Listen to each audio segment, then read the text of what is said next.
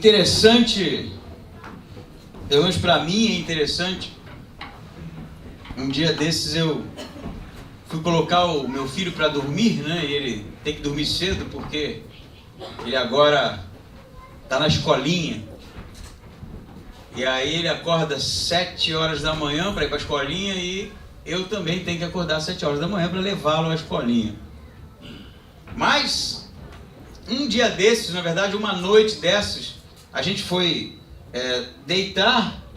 A Lidiane não tinha ido ainda deitar com a gente e ele ficou brincando com a sombra das mãos, porque agora ele tem uma mania nova que é dormir com um dinossauro de brinquedo, né? Eu me lembro quando eu era criança que eu também tinha essas coisas, levava um brinquedo que eu preferia mais e botava travesseiro, né? Coberta. Quem nunca fez isso aqui? Vocês estão me olhando com uma cara, eu estou me sentindo um alienígena. Será que só eu fiz isso, gente, na minha vida? Não, né? Eu não vou perguntar qual era o seu brinquedo que você levava para cama, porque vai aparecer muito homem com ursinho aí. E eu não quero te expor. O meu era um Falcon. Quem lembra do Falcon aqui? O Falcon, né? Pois é, o Luca é um dinossauro que eu comprei no aniversário dele, na verdade eu e a Lidiane compramos, e ele acende o olho vermelho, né? Então, ele deitou o dinossauro e quando você aperta a cabeça do dinossauro, ele ruge e o olho fica piscando. E aí fazia uma sombra no teto e o Luca ficou brincando com as mãos, falando que era uma aranha, um dinossauro e tal, e não dormia, né? Porque isso aí virou a grande sensação. E eu fiquei lembrando da minha época de criança, quando faltava luz. Antigamente, inclusive, tinha o tal do apagão. Quem viveu isso? Lembra? Uma crise de energia e tinha um apagão, apagava todas as luzes. Antes disso ainda, às vezes faltava luz e eu era criança, eu gostava disso. Não de não ter energia, mas de poder ficar brincando com as sombras, né? Porque a gente acendia as velas e ficava a luz de vela e ali era a sensação, fazendo os bichinhos e tal. Quando eu era criança, eu gostava muito, até no dia que a minha avó falou que se eu brincasse com a sombra, a assombração ia de noite puxar a minha perna. Eu acho que foi uma grande estratégia dela para eu não brincar mais com aquilo e dormir cedo. O fato é que eu parei de mexer com isso. Mas me vem a história, né, já que uma coisa puxa a outra, do mito da caverna de Platão. E é muito interessante, se você nunca ouviu falar sobre isso, eu vou lhe contar agora. O mito da caverna fala justamente de pessoas que estavam presos em uma caverna. E tudo que elas conheciam da realidade eram sombras projetadas na parede.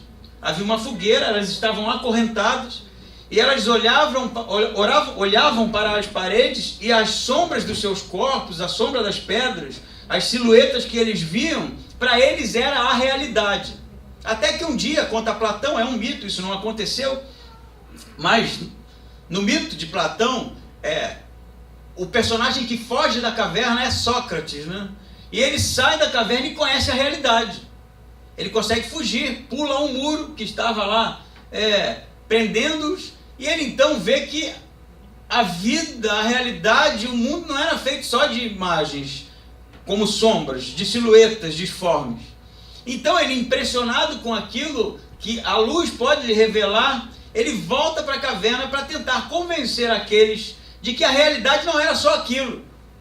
Mas diz o mito da caverna que eles mataram aquele homem porque ele era um herege ali e estava tentando acabar com toda a noção de realidade que eles possuíam. Por que eu estou te contando isso? Na verdade foi uma grande conversa fiada aquele negócio da vela, não que fosse mentira, mas foi verdade, para chegar justamente nesse ponto.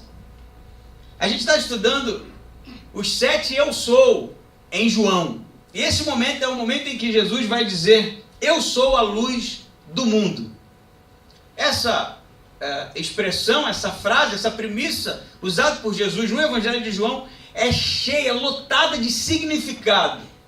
Portanto, eu convido você a abrir sua Bíblia e estudar comigo o que é que João quis dizer com isso, no capítulo 9 do Evangelho de João, a partir do versículo 35. João 9, 35. Eu sou a luz do mundo. E diz assim o texto: Jesus ficou sabendo que o haviam expulsado e, encontrando-o, perguntou-lhe: crês no Filho do Homem? Ele respondeu: quem é ele, Senhor? para que eu nele creia. Jesus lhe disse: tu já ouviste, e é ele quem está falando contigo. Disse o homem: eu creio, Senhor, e o adorou. Jesus então prosseguiu: eu vim a este mundo para julgamento, a fim de que os que não veem vejam, e para que os que veem se tornem cegos. Ouvindo isso, alguns fariseus que ali estavam com ele perguntaram-lhe: será que nós também somos cegos? Jesus lhes respondeu: se fosseis cegos, não teríeis pecado, mas como agora dizeis, nós vemos, o vosso pecado subsiste. Pois então, esse é o final do episódio que acontece na porção anterior, que é a cura do cego. Todas as sentenças em João que tem em seu conteúdo eu sou, ele é seguido de um milagre. Jesus diz que ele é o pão da vida e multiplica o pão, não é? E alimenta ali 5.000 pessoas, como nós vimos. Jesus diz: eu sou a luz do mundo, e segue-se o milagre da cura do cego de nascença. Se você voltar um pouquinho, você vai ver que no início do capítulo 8, Jesus vai dizer: eu sou a luz do mundo. Só que parece que há um salto, porque entre a sentença, a premissa em que Jesus diz ser a luz do mundo, e o milagre, tem toda uma discussão com os escribas e os fariseus. Porque quando Jesus diz que é a luz do mundo, eles começam a acusá-lo de ele mesmo dar testemunho dele mesmo. Isso não era válido para eles. Eles diziam para Jesus: você é quem dá testemunho de você mesmo. Isso nós não aceitamos. Jesus então vai começar a trabalhar a ideia de quem dá testemunho dele é o Pai. E a discussão vai se desenrolar, e parece que a gente perde um pouquinho o foco da justamente conexão que João faz daquilo que Jesus diz ser e do milagre que ele irá fazer. Depois da discussão, então, diz o texto que Jesus está passando com os discípulos, e aí tem um cego de nascença sentado. O cego de nascença era alguém que mendigava, não é? Porque não poderia trabalhar por causa de sua cegueira. O cego de nascença era alguém que não poderia estar na sinagoga ou no templo, adorando, cultuando, porque ele era tido como alguém impróprio por causa da sua cegueira. Visto a cegueira ser, e principalmente de nascença, entendida no seu tempo como um pecado. Então, quando eles se deparam com aquele cego já conhecido, que ficava naquele lugar há muito tempo pedindo esmola, a pergunta dos apóstolos é a seguinte: Senhor, quem pecou para que ele nascesse assim? Foi ele ou foram seus pais? Justamente por causa dessa compreensão de que os pais devem ter pecado, ou ele mesmo pecado no ventre da sua mãe, para que Deus tivesse trazido sobre ele tamanha desgraça. Jesus vai dizer que nem seus pais, nem ele, mas para que a glória de Deus se manifeste, é a expressão que ele usa. Então ele cospe no chão, faz lama da terra, e esfrega nos olhos daquele cego e manda ele se lavar no poço de Siloé. Poço de Siloé, o escritor já vai dizer, significa enviado. E o poço de Siloé era um lugar que, se você quisesse encontrar sacerdote, era ali. Porque as ovelhas para os sacrifícios eram lavadas no poço de Siloé. Então, justamente no lugar onde aquele cego vai, mandado por Jesus tirar a lama dos seus olhos, é um lugar em que os sacerdotes ficam, e que irá trazer um confronto aqui do cego com esses religiosos. Porque o texto vai dizer que ele lava, então ele volta a enxergar, e as pessoas dali reconhecem aquele cego, porque era cego de nascença, era conhecido ali, seus pais inclusive congregavam naquela sinagoga, até que esse cego vai ser levado à presença dos líderes religiosos. E aí começa o embate aqui em todo o capítulo 9. Eles primeiro vão perguntar para ele, fazendo uma investigação, quem havia feito aquilo a ele. E ele vai dizer que não sabe, porque não viu. Mas ele vai dizer: é certo que esse homem me curou. Deve ser um profeta.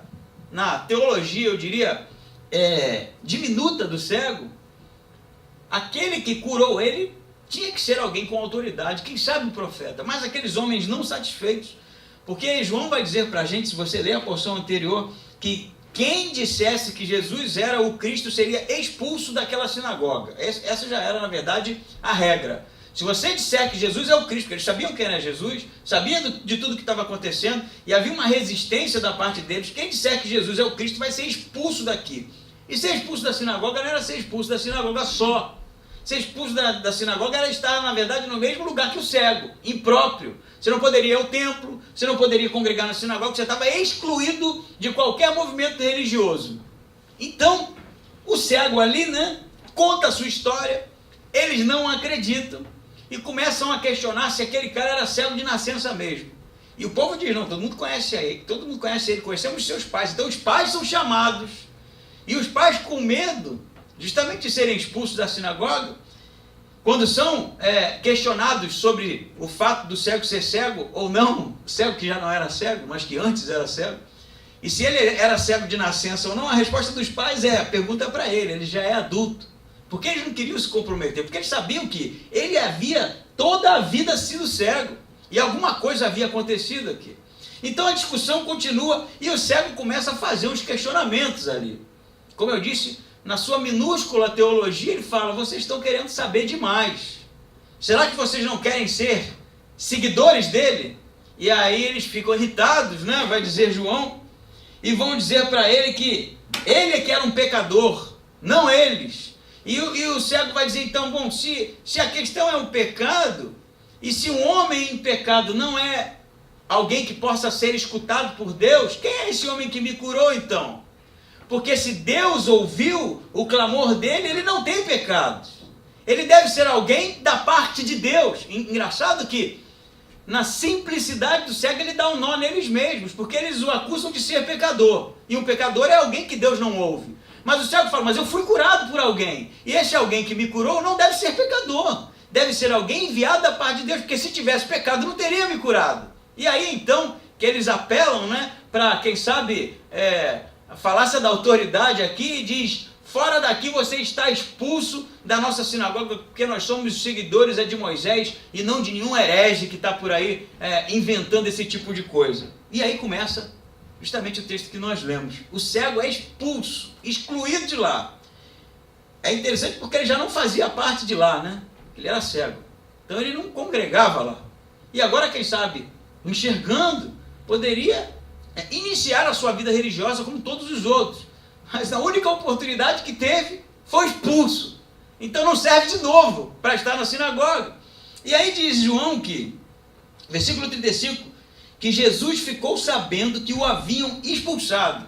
Então Jesus tem o conhecimento de que aquele cego foi expulso da sinagoga. Ele sabe os porquês, sabe que foi por causa do milagre, sabe que foi porque o cego em nenhum momento cedeu para a pressão, não é? Porque os religiosos colocaram uma pressão no cego, e eu posso dizer para você que ele poderia muito bem dar uma de João sem braço, não é? E dizer, eu não tenho a menor ideia do que aconteceu, e ele não seria expulso, mas ele de fato constrói ali, naquele pouco momento de discussão, eu diria, apologética para defender Jesus. É o que ele faz. Porque no entendimento dele, Jesus só poderia ser alguém enviado por Deus. E isso é que vai fazer com que ele seja expulso, ou fosse expulso da sinagoga. Interessante que João diz que Jesus fica sabendo que haviam expulsado o cego, e ele vai e o encontra. Não é assim que está na sua Bíblia, no versículo 35? E a palavra no grego que é revriskó, que tem o significado não de encontrar por acaso, mas de ir atrás. Jesus ouve falar que ele havia sido excluído da sinagoga, expulso da sinagoga, e ele vai atrás do cego. Então o encontro de Jesus com o cego não é acidental. Jesus de fato procura ele. E o texto continua dizendo, e diz que quando ele o encontra, ele faz uma pergunta assim: crês no Filho do Homem para o cego? O que Jesus está querendo dizer aqui? Filho do homem é uma expressão conhecida. Jesus não está falando, ou perguntando para o cego se ele crê em qualquer filho de qualquer homem, porque isso não faz o menor sentido. A expressão filho do homem é uma expressão usada por Daniel, para descrever o Messias. E vi um como que filho do homem vindo do céu. É a visão de Daniel. E o cego sabe disso. Ele sabe que a expressão filho do homem tem a ver com, igualmente, a expressão parecida, filho de Davi, filho de Deus, que são expressões usadas para o Messias. Então Jesus está perguntando, você crê no Messias? É bem isso que ele está dizendo. Crês tu no Filho do Homem? E o que o cego está entendendo disso? Ele foi curado. Ele sabe que a situação dele era impossível de ser revertida. Mas alguém passou lama nos seus olhos e ele voltou a enxergar. E ele sabe que isso jamais aconteceu na história, e pelo menos na história que ele conhece, que era alguém ser curado de cegueira desde nascença. Então ele vai responder para Jesus assim, quem é ele para que eu creia? Quem é ele por quê? Porque ele sabe que foi curado, ele sabe que tem alguém com essa autoridade, ele sabe que tem alguém que foi enviado por Deus, ele sabe que tem alguém que Deus ouve, porque ele é o exemplo ali real de que isso de fato acontece, mas ele não viu. Entende o que está acontecendo? Quem é para que eu creia? Me mostre quem me curou, na verdade é bem isso. Me mostre quem foi esse enviado de Deus que me deu visão. E aí Jesus vai dizer para ele assim, no versículo 37, Jesus lhe disse, tu já o viste. E é interessante que a expressão no grego, mais uma vez, João é recheado disso. Não é você já viu com os olhos, porque eles estavam conversando, né? E se Jesus estivesse se referindo ao fato dele estar ali na frente do cego, ele poderia dizer, você o está vendo. Quem é o Messias para que eu creia? Jesus poderia responder, você está diante dele, você está vendo ele. Mas Jesus fala assim, você já o viste. E a expressão viste tem a ver com experimentar, ter o conhecimento. O que Jesus está falando quando o cego fala, quem é ele para que eu creia? Jesus fala assim, você já experimentou dele. Você já teve contato com ele. Você já provou do poder dele. E aí ele conclui dizendo, é este quem está falando contigo. Isso é algo sensacional. Parece nada, né?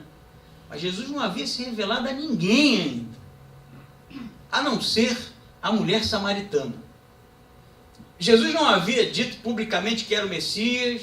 Jesus não estava por aí gritando e reivindicando ser o Filho de Deus. Mas para o cego, ele se revela. Para o cego ele diz que o Filho de Deus, o Filho do Homem, o Messias esperado estava ali. Não sei se você percebe, isso é grandioso no Evangelho de João, porque justamente um homem que era impróprio para o culto, impróprio para o templo, impróprio para a sinagoga, é alguém que Jesus escolhe revelar a sua identidade. É este quem está falando contigo. E de repente, diz o versículo 38, que o homem diz para ele, o cego, que já não é mais cego, eu creio, Senhor, e o adorou. A expressão adorou, ela não necessariamente quer dizer adorar, como a gente fala de adorar, mas se prostrar, que a expressão no grego é proskuneo, que é prostrar-se. Então João está dizendo ali que o cego ele se prostra em obediência, em reconhecimento, mas também tem tons teológicos, de que o cego vê de fato uma autoridade ali e em submissão reconhece. Bom, eu acho que até aqui a exegese ela foi feita e a gente entendeu. A pergunta é, o que isso tem em desdobramentos para nós hoje?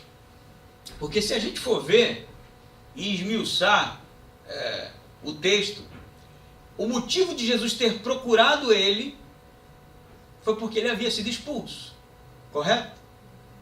Ele foi expulso da sinagoga e Jesus vai ao encontro dele. Ele foi expulso da sinagoga porque ele não cedeu à pressão dos religiosos.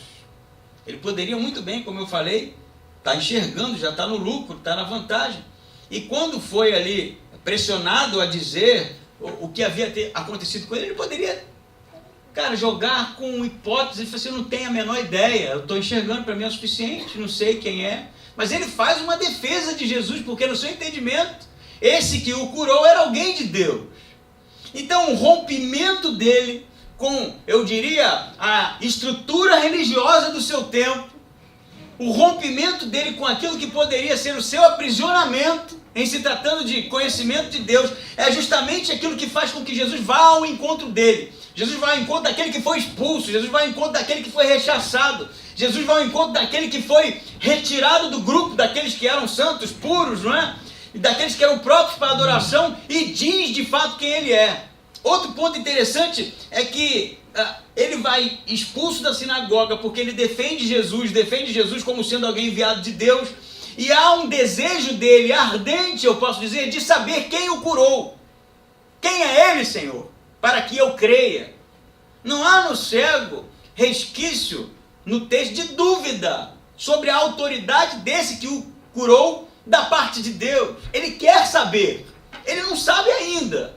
Ele ainda está, eu diria, na ignorância. Porque quando ele é pressionado, ele vai dizer que não sabe porque não viu. E quando Jesus oferece a ele a possibilidade de conhecer o Filho do Homem, ele diz: quem é ele, Senhor, para que eu creia?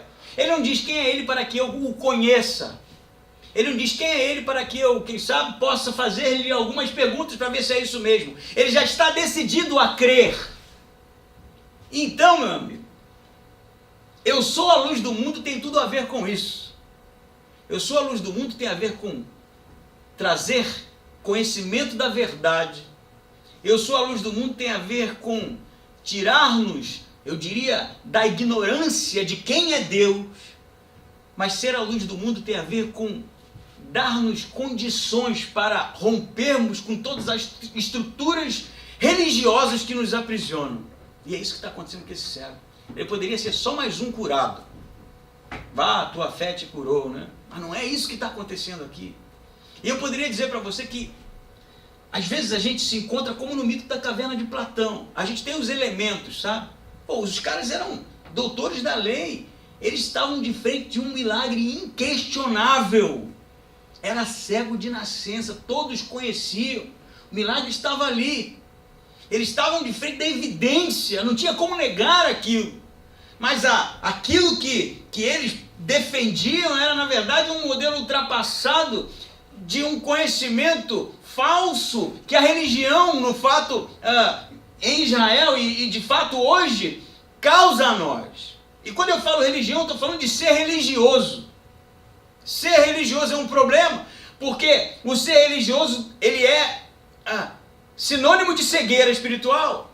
O ser religioso é sinônimo de conhecimento da verdade.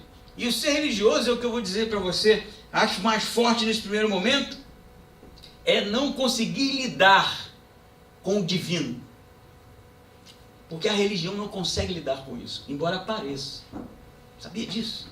A religião não pode comportar a eternidade, porque a religião é para pessoas mortais. A religião não pode comportar o Deus Todo-Poderoso, porque a religião, na verdade, é um conjunto de regras que a gente cria para que a gente, quem sabe, possa se sentir melhor ao cumpri-las. Sabia disso? Esse é o problema de ser religioso. Esse é o problema de ser escriba, ser fariseu. Esse é o problema de ser líder da sinagoga. A evidência está lá, mas eles não cedem. E quando que a gente se comporta assim? Quando a gente começa a olhar o Evangelho, de fato, como as regras de ouro de uma vida moral e ética. As regras de ouro de um comportamento aceitável. E aí a gente vive, né? Quem sabe se a gente pudesse, a gente escreveria no papel assim: não pode isso, não pode aquilo, não é assim? E a gente vive assim. E quando dá uma vacilada numa ou outra, a gente se frustra, né? Carrega aquele fardo: caramba, vacilei, não li a Bíblia essa semana, olha, pecador homem que sou. E isso tudo é fruto de um conhecimento distante, bem distante de quem é Deus. Eu não estou dizendo que não é necessário disciplina, não. Muitas vezes disciplina é algo que a gente tem que ter na nossa vida, sim. Mas quando a gente começa a olhar para o Evangelho como algo congelado, estático, a gente não percebe o milagre muitas vezes na nossa frente. Na nossa frente. E aí a gente acaba transformando o Evangelho da graça, da salvação, o Evangelho, eu diria, do voluntariado, o Evangelho da espontaneidade, em um conjunto de regras. Ser dizimista, orar às 7 da manhã, fazer o bem ao próximo, não trair minha esposa. Meu amigo, que tipo de vida religiosa é essa? Que não tem nada a ver com isso aqui. O cara é cego. Isso aqui, velho, é completamente oposto. Você tem o templo certinho, bonito, bem feito, sinagoga, os rolos do Antigo Testamento, os homens que estudaram para ensinar aquilo, as autoridades religiosas, as pessoas que frequentavam esses lugares, e um cego. Cego não é nada na história, é um lixo. Para esse tempo não serve. É alguém que é a distorção do que deveria ser. Não cumpre ritos, não cumpre regra, não guarda a lei. Ele não é obrigado a nada, porque para o judeu aquele cara está condenado, não tem chance para ele não. Quem pecou para que ele estivesse, se foram os seus pais ou foi ele, né? Aí Jesus vai, cura o cara, e o cara está sedento de vontade de conhecer Jesus mesmo, e ele quebra com as estruturas, ele esculhamba os caras, ele não quer nem saber de sinagoga, ele quer saber quem foi que curou ele, e quando ele se depara, Jesus se revela. Eu posso dizer para você, cara, para de ser religioso. Para com isso. Para de olhar para Deus como se fosse uma espécie de legislador que fica esperando que você se comporte direitinho, vivendo pelas regras, e comece a entender que, de fato, é necessário romper com essas estruturas e ter um desejo ardente de conhecer quem Jesus é, porque assim ele se revela a nós. É no momento em que a gente rompe com tudo, eu estou falando romper com tudo, não é romper com o bom comportamento que a sociedade espera de você, não. É romper, acabar com esse tipo de visão que a gente tem de Deus, um Deus distante, um Deus que fica punindo a gente, um Deus que por causa dos pecados dos nossos pais ou por causa dos nossos pecados nos cegou, nos deixou aleijado, nos deixou impróprio. Esse tipo de Deus não é o que está aqui. O tipo de Deus que está aqui é aquele que busca o excluído, é aquele que vai atrás daquele que tem o desejo de conhecê-lo intimamente. O Deus que está sendo revelado aqui é o Deus da intimidade, que quer dizer quem Ele é, que quer se revelar, que quer estar junto. Mas a gente, muitas vezes, insiste em deixar Deus do outro lado da janela. E a gente pega as regras, sabe? O fazer ou não fazer. E aí a gente entra em umas discussões assim, será que eu poderia, né?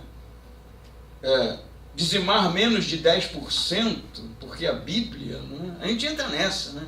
Não é 10%.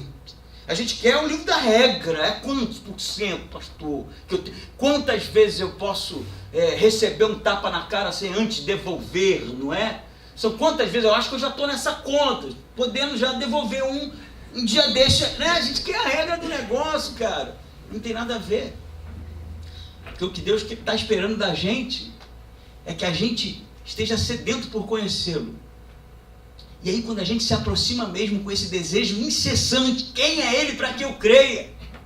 Você sabe o que Jesus vai fazer? Se revelar para você. Sou eu, cara. Eu estou aqui na tua frente. Sou eu. E aí sabe o que sobra para a gente? Proscunelos. Prostrar-se. Não é prostrar de humilhação. Prostrar de gratidão. Já passou por uma situação assim que alguém fez algo por você que você não imaginava? Você estava naquela fase ruim e aí vem alguém, você não esperava e é surpreendido por aquilo e você fica constrangido. Vontade de proscunelas, né? Ir no chão, cara, que isso? Eu já me senti assim, cara. O que eu falo pro cara? Eu já não sou um cara bom de sentimento mesmo, né? Então eu não falo nada, fica aquela cara de tela do Windows, né? Eu tô chorando por dentro, mas a cara tá a mesma coisa, né? Você nem percebe. Mas já passou por isso? Gratidão e a surpresa, né? É isso que o cego está sentindo aqui, cara. Quem é ele? Foi eu, cara, que te curei. Foi eu que curei uma vida inteira na escuridão. Foi eu que curei uma vida inteira de frustração. Foi eu que curei uma vida inteira de afastamento de Deus, porque ninguém permitia você estar junto. Foi eu. Aí o cara se prostra. Em reconhecimento, em gratidão, em sujeição. O que mais resta? E eu acho que essa é a característica daquele que encontrou com Jesus. É isso. Quem se encontra com Jesus, cai de joelho, bicho. Cai de joelho. Mas não cai de medo, não. Não cai de medo, não. Porque o que cai de medo é religioso. Ele que encontrou com Jesus cai de gratidão. Pô, foi tu que morreu na cruz por mim? Me salvou da condenação, por amor se entregou aquele sofrimento tamanho. O que resta, cara? Esse constrangedor. Constrangedor, já contei essa história inúmeras vezes, vou contar de novo. Do tempo que eu tinha uma congregação a 100 e tantos quilômetros da igreja, da minha casa, né? Estava plantando a congregação lá e era todo sábado que eu ia para lá e andava 1 hora e tantas, né? Aquelas estradas de Minas Gerais que são perigosas e tal. Aí saía eu, Lidiane, no início não tinha o Luca, depois a gente com o Luca também viajava 100 e tantos para voltar, 100 e tantos para ir. Todo sábado não, todo domingo de manhã. E lá tinha escola bíblica, começava, eu posso estar enganado, acho que 9 horas, 8h30, 9 horas. Então, para chegar lá, eu tinha que levantar cedo. E às vezes rolava programação de jovens, eu liderava jovens o sábado e até tarde, porque quando termina ele mete o pé, é a gente que fica para arrumar, né? E ficava arrumando e tal, ia deitar tarde. E quantas vezes eu acordei com o olho cheio de areia. Não sei se você conhece essa expressão. Você dormiu pouco, aí fica aquela coisa assim, cara, você sabe que tem que levantar, mas não quer levantar, o corpo não quer, porque eu acho que o pessoal pensa que pastor fica sempre cantando assim, vamos nós louvar a Deus, né? Sempre numa animação, pulando em florzinhas. Não, cansado, moído, que eu estava a semana toda dando grupo discipulado, eu discipulei, foi gente. E aí, no domingo de manhã, tinha que ir lá para longe, cara, e eu me lembro que quantas e quantas vezes eu pensei, se vem, não vou. Eu pensei só, mas por que eu ia? Porque o que Cristo fez na cruz por mim é constrangedor, cara. Como é que eu posso ficar? Como é que eu posso ficar? Como é que eu posso não ir? Quando eu olho para a cruz, aquilo é constrangedor demais. Porque é o Deus do universo se entregando por mim. Independente do meu corpo estar cansado, de eu querer, eu vou. Porque não consigo conviver com não ir. Eu acho que isso que o cego sentiu, sabe? Quem é para que eu cresça? Sou eu. O cara cai de joelho, em gratidão, e o adora, né? O texto não para por aqui, não. Tem um mosquito aqui, velho. Vocês estão vendo? Você é que é amigo? Deixa ele aí. Foi embora. Vai se converter. O 39 diz assim, Jesus então prosseguiu, eu vim a este mundo para julgamento, a fim de que os que não veem vejam, e para que os que veem se tornem cegos. O que Jesus está falando aqui? Porque se você for ler João 3,17, ele vai dizer que não veio para julgar, e sim para salvar. Então, o João está tendo um problema aqui, idiosincrático, ou o João está querendo dizer alguma outra coisa. E ele está querendo dizer uma outra coisa. Porque, de fato, a vinda de Jesus consiste em salvação. As primeiras palavras do Evangelho são as do anjos aos pastores, né, os pastores de ovelha. E ele diz, bem-aventurado, né, eram os pastores, porque eles estavam ouvindo as boas novas de quê? De juízo? De salvação. A mensagem do Evangelho é uma mensagem de salvação. E João 3,17, Jesus vai dizer que ele não veio para julgar o mundo, mas para salvar o mundo. Mas, de repente, surge esse versículo, né, que muita gente adora encher a boca para dizer isso. Eu vim para trazer juízo. Ora, bolas, mas como assim, né? Como assim, João? Ou ele veio para salvar o mundo, ou ele veio para julgar o mundo. Mas a gente, se você se colocar nesse período do tempo, nesse episódio, olhando essa cena, imagina aqui, você tem ali os escribas e fariseus, porque esse encontro de Jesus não acontece a sós com o cego, eles estão ouvindo, tanto que eles vão questioná-lo depois aqui.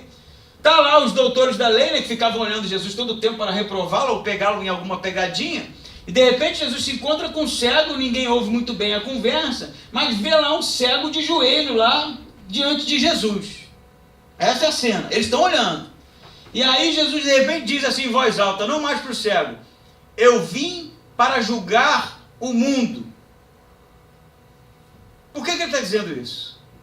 Se ele não veio para trazer condenação, mas para salvação. Não seria o fato de o reconhecimento de um cego, de quem ele era, expunha toda a religiosidade do seu tempo, que negava quem ele era. O juízo não é o fato de que, por alguns reconhecerem a sua santidade e a sua divindade, e expor aqueles que negam quem ele é. Não sei se você está entendendo isso. Jesus não precisa trazer juízo, porque o fato de alguns reconhecerem, expõe aqueles que não reconhecem. O fato de alguns se prostrarem, expõe aqueles que não se prostram. O fato de alguns terem a sensibilidade e a humildade de reconhecer a sua divindade, faz com que aqueles que são resistentes se tornem evidentes. O juízo de Jesus insta no fato de que existem alguns que de fato se prostram, e os que ficam em pé são expostos.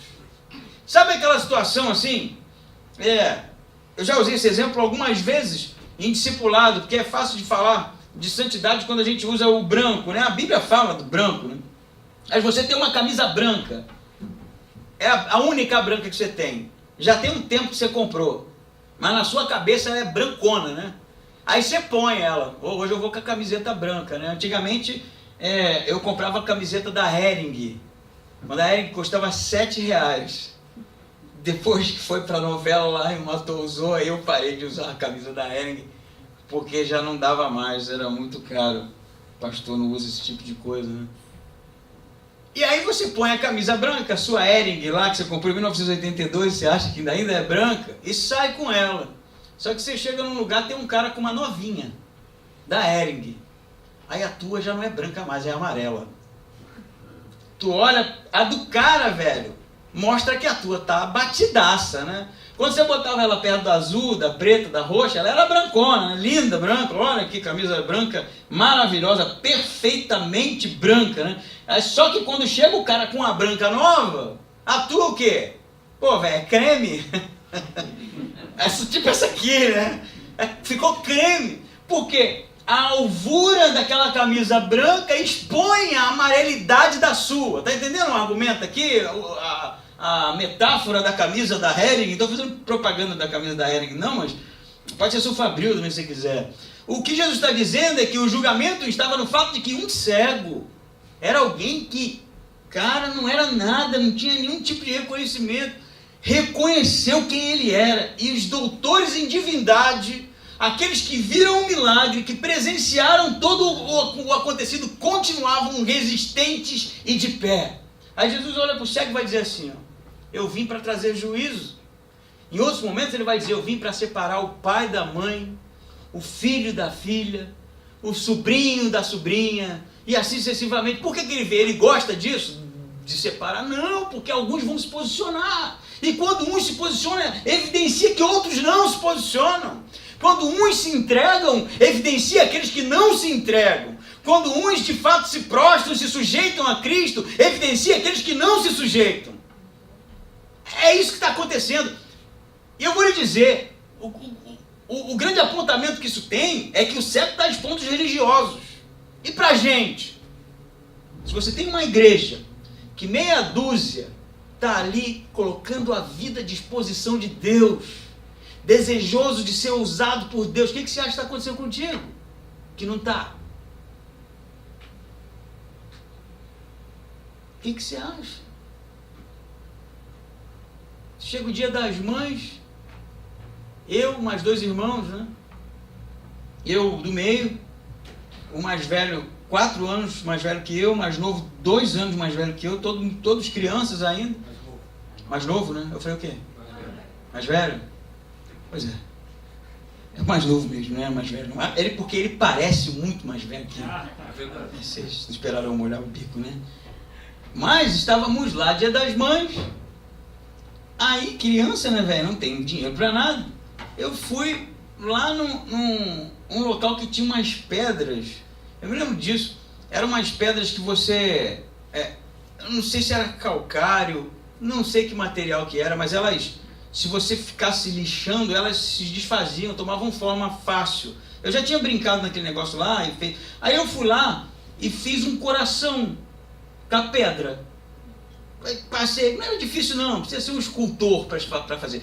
Lixei, pá, fiz um coração meio torto lá e cheguei para minha mãe e falei, feliz dia das mães.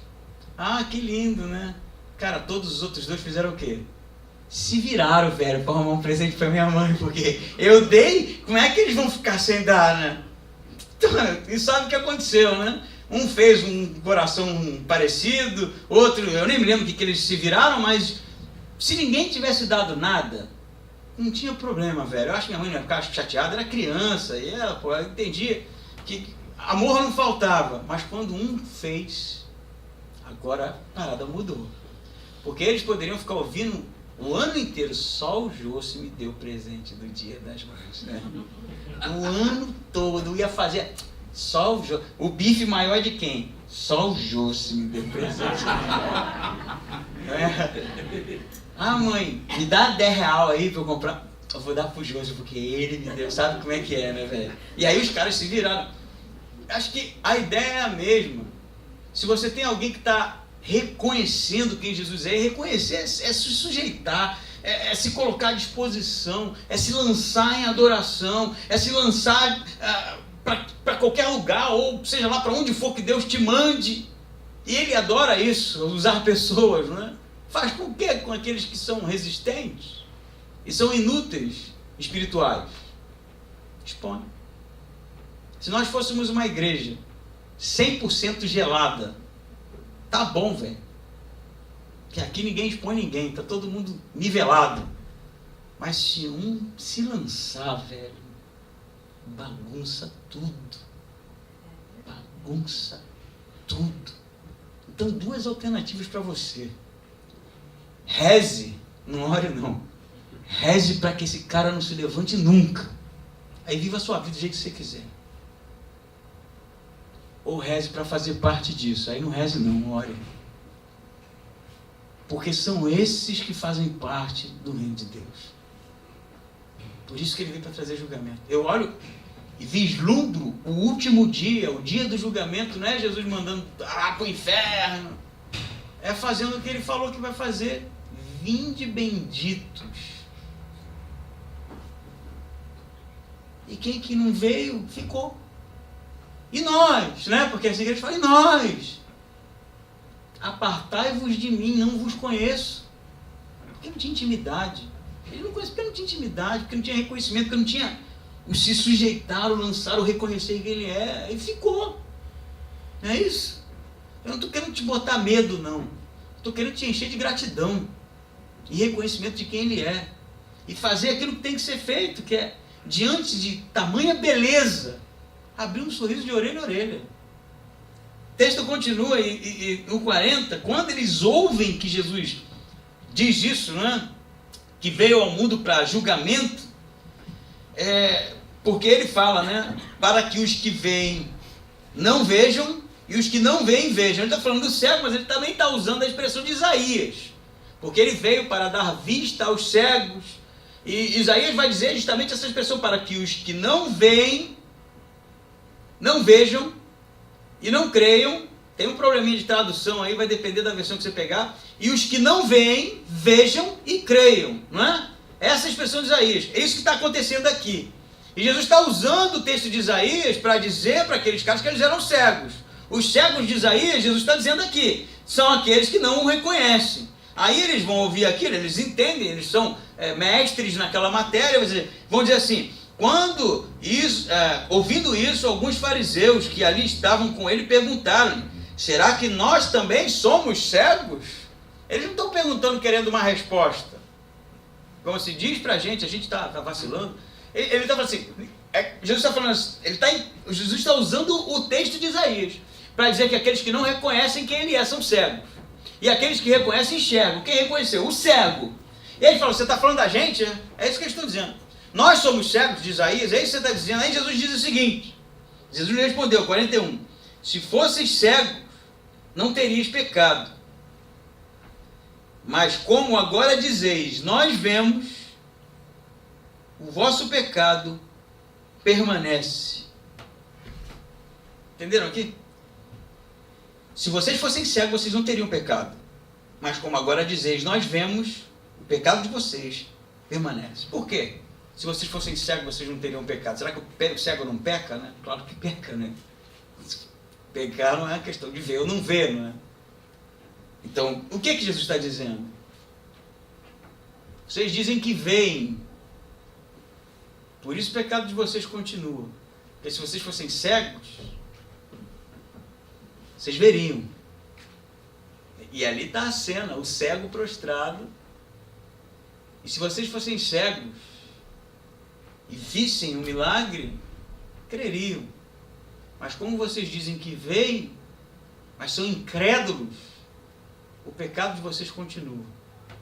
Jesus está combatendo aqui a incredulidade deles. Porque o pecado ali é evidente. Porque havia um cego de nascença que foi curado, se possível. Porque havia o reconhecimento do cego ali. E se eles que enxergam, e não só enxergam tendo a visão, mas enxergam no sentido de ter conhecimento de todo o Antigo Testamento que apontava para o Messias. Quantas e quantas vezes foi falado que ele daria vista aos cegos, que ele levantaria os aleijados, não é isso? Que ele ressuscitaria mortos. Esses caras sabiam, e agora a evidência daquilo que eles estudaram a vida inteira estava na frente deles. Eles viam aquilo, mas não percebiam que de fato tudo que eles estudaram a vida inteira apontava para aquele momento. Jesus falou: se vocês fossem ignorantes, cegos, vocês veriam. Mas como vocês dizem que veem, que estão lúcidos, que estão no controle da situação, o pecado de vocês, que é a incredulidade, continua. E o pecado da incredulidade não está no fato de você dizer, ou decidir, ou escolher não crer em alguma coisa. Porque a crença não se escolhe. Você não escolhe no que você crê. Sabia disso? Você não escolhe o que você crê. Porque para você crer em algo, você tem que ser convencido de algo. Você pode acordar um dia e falar assim: hoje eu decidi crer que gnomos existem. Decide lá e passa o dia para você ver se você vai ser convencido só porque decidiu crer nisso. Não vai. A gente não funciona assim. A gente constrói uma crença quando há um convencimento. Você foi convencido daquilo. Ah, é. Então é. Não é? Se você não foi convencido, você entra num estado de incredulidade. Correto? Entenderam? Então por que esses caras continuavam cegos? Se eles estavam vendo a evidência.